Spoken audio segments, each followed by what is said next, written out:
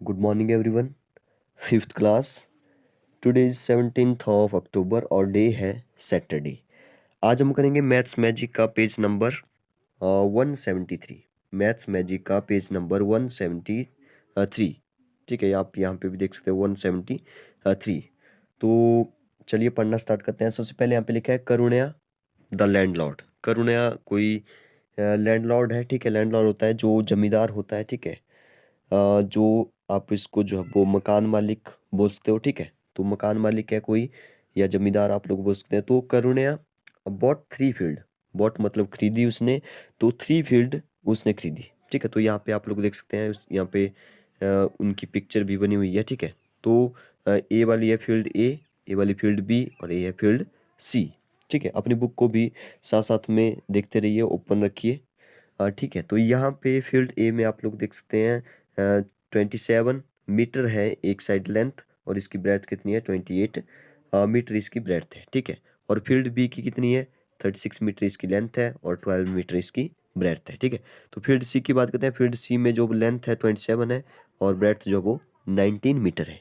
ठीक है, तो मैं पहले ही आपको बता देता हूँ कि आगे जो वो इसने क्या पूछा है. आगे पूछा है इसने एरिया निकालना है. ठीक है, तो एरिया निकालना है. एरिया निकालने के जो फार्मूले हैं आपको पहले ही बता दिए गए हैं कि आपने अगर रेक्टेंगल का एरिया निकालना है तो लेंथ मल्टीप्लाई बाई ब्रेड्थ. अगर आपने स्क्वायर का एरिया निकालना है तो साइड मल्टीप्लाई बाई साइड. अब देखिए यहाँ पे अगर स्क्वायर होगा तो साइड मल्टीप्लाई बाई साइड करिए, सिंपल. ठीक है, अगर रेक्टेंगल होगा तो length length multiply by breadth करना है. ठीक है, तो सबसे पहले तो चेक करना पड़ेगा कि ये जो है वो ये जो 3 फील्ड्स है ये रेक्टेंगल है या स्क्वायर है. ठीक है, अब देखिए रेक्टेंगल के बारे में आपको पता हो कि रेक्टेंगल क्या होता है. ठीक है, रेक्टेंगल होता क्या है, तो मैं यहाँ पे सबसे पहले बता देता हूँ कि रेक्टेंगल होता क्या है. ठीक है, रेक्टेंगल होता है जिसकी अपोजिट साइड जो है वो इक्वल होती है. मान लो ए वाली जो है वो इसकी साइड है इक्वल है. ठीक है, और ए वाली आपस में इक्वल होनी चाहिए, और बीच वाला जो एंगल है वो 90 डिग्री ही होना चाहिए. ठीक है, जो 4 एंगल बीच में बन रहे हैं वो 90 डिग्री ही हो, तभी इसको रेक्टेंगल बोला जाएगा. ठीक है, तो रेक्टेंगल के बारे में आपको पहले से ही मालूम था. तो इसका एरिया निकालने के लिए लेंथ मल्टीप्लाई बाई ब्रेड्थ, ए होती है इसकी लेंथ और ये होती है ब्रेड्थ. ठीक है, अगर ये लेंथ मान लो इस साइड जो 5 सेंटीमीटर है तो उस साइड भी 5 सेंटीमीटर ही होनी चाहिए. ठीक है, ब्रेड्थ जो मान लो 6 सेंटीमीटर है, तो इस साइड भी 6 सेंटीमीटर होना चाहिए. ठीक है, तो इसका जो एरिया है लेंथ मल्टीप्लाई बाई ब्रेड्थ, तो 5 × 6 कितना हो जाएगा, 5 × 6 = 30. अगर मीटर में दिया है तो मीटर स्क्वायर. ठीक है, तो आई होप कि आप रेक्टेंगल के बारे में समझ चुके होंगे कि रेक्टेंगल का एरिया कैसे निकालना है. ठीक है, अगर स्क्वायर होगा, वैसे स्क्वायर है नहीं इसमें, जो लैंड है 3 लैंड्स है उसमें स्क्वायर नहीं है, रेक्टेंगल ही होगा. आप लोग वहाँ पे चेक कर सकते हो. देखिए फिर भी मैं बता देता हूँ कि कैसे जो है वो आपने इसकी जो है वो जो स्क्वायर होता है. ठीक है, SQUAR स्क्वायर होता है, उसकी सभी साइडें जो है वो इक्वल होती है. ठीक है, और सेम उसके जैसे ही जो एंगल है 4 एंगल बन रहा है वो 90 डिग्री के ही होने चाहिए. ठीक है, तो इसकी जो खास बात है वो क्या है कि इसके जो 90 डिग्री होने चाहिए सभी एंगल, और सभी साइडें इक्वल होनी चाहिए. ठीक है, तो हम लोग चेक कर सकते हैं जो लैंड्स है अगर उनकी साइडें इक्वल हैं सभी तो वो स्क्वायर होगा. अगर थोड़ी डिफरेंट होगी, अलग अलग होगी, तो वो रेक्टेंगल होगा. तो चलिए चेक करते हैं. सबसे पहले फील्ड ए में देखिए. फील्ड ए को ध्यान से देखिए. यहाँ पे जो है वो एक साइड को 27 है, एक साइड को 28 है, मतलब कि 1 मीटर का डिफरेंस है. अगर सेम होती तो रेक्टेंगल हो जाता. सेम होती तो सॉरी रेक्टेंगल नहीं स्क्वायर हो जाता. तो ये क्या है, रेक्टेंगल है. ठीक है, तो इसका एरिया निकालने के लिए length multiply by breadth 27 multiply by 28 हमें करना पड़ेगा. ठीक है, वैसे ही सेम इसमें सेकंड फील्ड बी में भी आप देख सकते हो 36 है और 12 है. ठीक है, तो ए भी अलग अलग है, ए भी एक रेक्टेंगल है. नेक्स्ट सी में देखिए 19 मीटर है एक साइड को, एक साइड 27 है. ठीक है, तो इसका मतलब है मल्टीप्लाई करना है आपस में लेंथ मल्टीप्लाई बाई ब्रेड्थ, और एरिया हमें मिल जाएगा. ठीक है, तो चलिए आगे देखते हैं. आगे है पेज नंबर 174. ठीक है, तो यहाँ पे एरिया निकालने के लिए बोला है, तो आप लोग यहाँ पे भी बुक में भी फिल कर सकते हो इसको, और आपने जो फिर कॉपी पर अच्छे से बेलाज मेथड से इसको कैलकुलेट करना है. ठीक है, बेलाज मेथड ज़्यादा कुछ नहीं है, वैसे ही मल्टीप्लाई करना है जैसे आप लोग करते हैं, पहले से ही करते आ रहे हैं वैसे ही मल्टीप्लाई करना है. बस लिखना क्या है आगे वो है इम्पोर्टेंट. ठीक है, तो एक मैं यहाँ पे सॉल्व करके बता देता हूँ, बाकी आपने करना है। सबसे पहले तो आपने find the area of all three fields, तो फील्ड ए का हो जाएगा सबसे पहले लिख लें कि वी नो सबसे पहले लिख लें कि we know area of rectangle. ठीक है, एरिया ऑफ रेक्टेंगल क्या होता है, लेंथ मल्टीप्लाई बाई ब्रेड्थ होता है। ठीक है, तो फिर आना है हमने एरिया ऑफ फील्ड ए। ठीक है, एरिया ऑफ फील्ड ए फिर हो जाएगा लेंथ मल्टीप्लाई बाई ब्रेड्थ, तो 28 मल्टीप्लाई बाई 27। ठीक है, 28 मल्टीप्लाई बाई 27। ठीक है, तो आपने जो है वो स्क्वायर मीटर में आएगा है, क्योंकि एरिया हमेशा स्क्वायर में ही लिखा जाएगा। अगर सेंटीमीटर में होगा तो स्क्वायर सेंटीमीटर, अगर मीटर में होगा तो स्क्वायर मीटर। ठीक है, तो आई होप कि आप यहाँ पे समझ गए होंगे। देखिए एक क्वेश्चन मैं यहाँ पे बता देता हूँ। फर्स्ट यहाँ पे बता रहा हूँ मैं,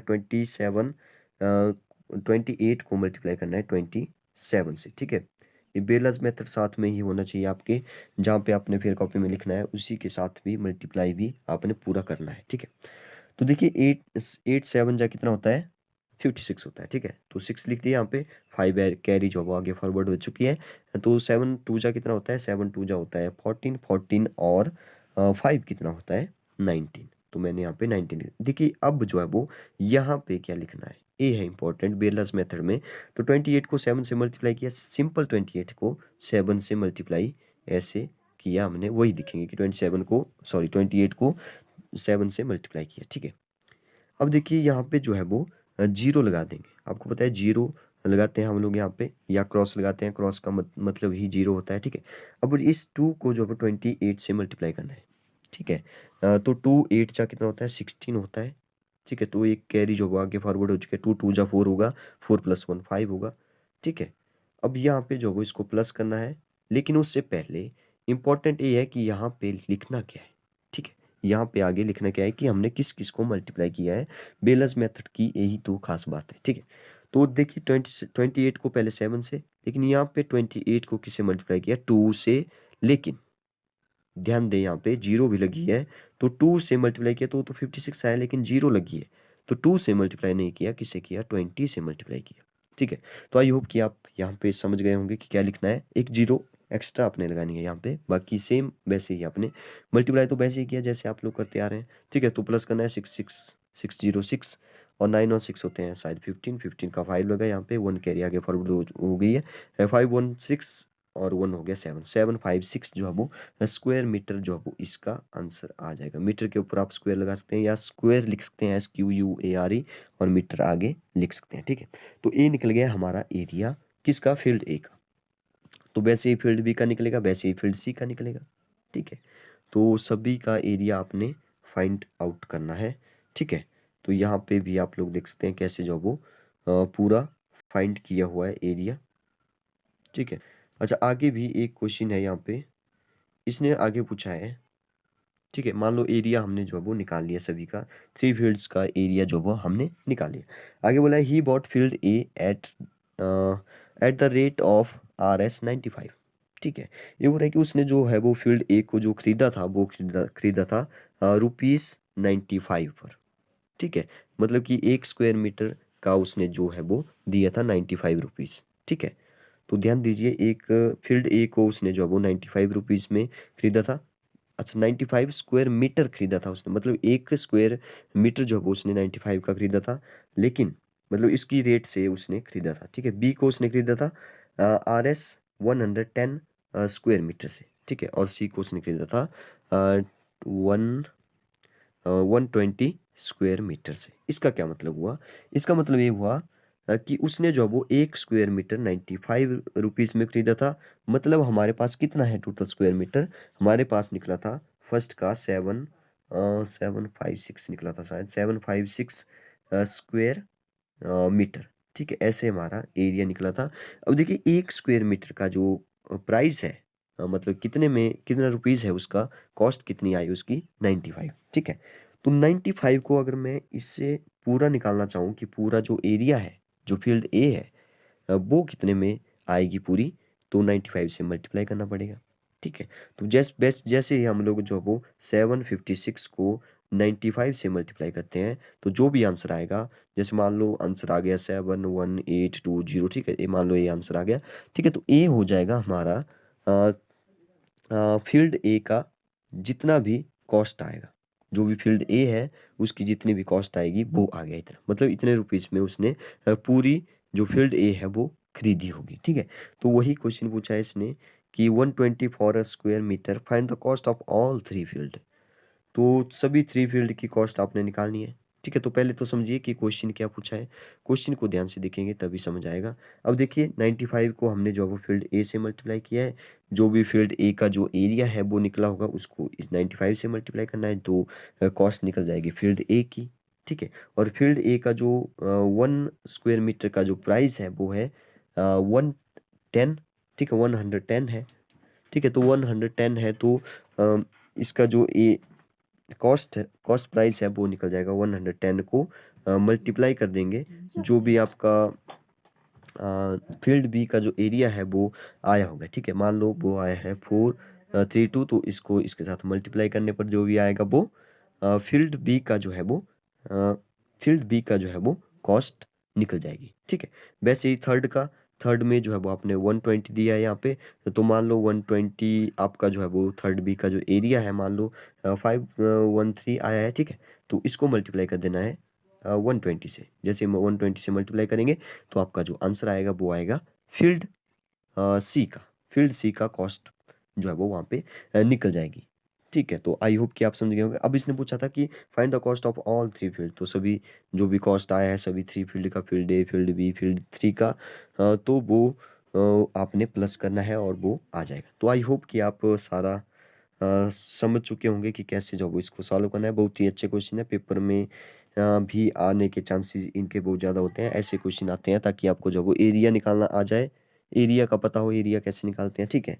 तो 1 स्क्वायर मीटर का जो कॉस्ट है वो दिया दे रखा है यहाँ पे, तो मल्टीप्लाई करना है, जो भी टोटल एरिया है उसके साथ मल्टीप्लाई करना है बस, ठीक है। ओके, तो आगे देखते हैं यहाँ पे आपने लिखना कैसे है, तो ऐसे आपने लिखना है, ठीक है। एरिया ऑफ रेक्टेंगल, ठीक है, लेंथ मल्टीप्लाई बाई ब्रेड्थ, तो area of field A multiply किया तो ऐसे आपका बेलर्स मेथड से कैलकुलेट किया, फील्ड बी का निकल जाएगा, ऐसे मल्टीप्लाई किया, ठीक है। आगे देखिए, आगे यहाँ पे जो है वो फील्ड सी का निकाल के रखा है, ठीक है, फील्ड सी का निकाला है, ठीक है, फील्ड बी का और सी का भी निकाल के रखा है, ठीक है। अब देखिए आगे इसने क्वेश्चन पूछा था कि he what field A at the rate, ठीक है, रेट भी दे रखे, तो 95 थी तो मल्टीप्लाई किया 95 से 756 को, ठीक है, जो भी हमारा एरिया आया था।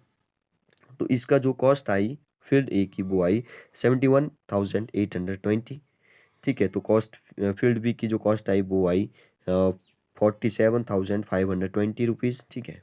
और फील्ड सी की जो कॉस्ट आई वो आई कितनी आई 61,560। तो इन सभी को प्लस करेंगे तो आ जाएगा हमारा आंसर, ठीक है। तो इन सभी को हमने जो वो प्लस करना है, ठीक है, 1,80,900, ओके, ठीक है।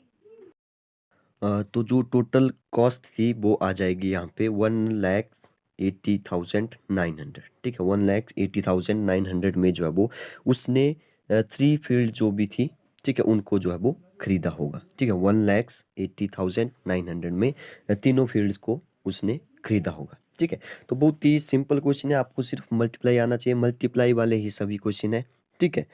लेकिन मल्टीप्लाई ही आना चाहिए आपको। अगर लास्ट में जो है वो टोटल पूछा है कि टोटल निकालिए थ्री फील्ड्स का, तो प्लस करना है, बाकी कुछ भी इसमें ज़्यादा कुछ है नहीं, ठीक है।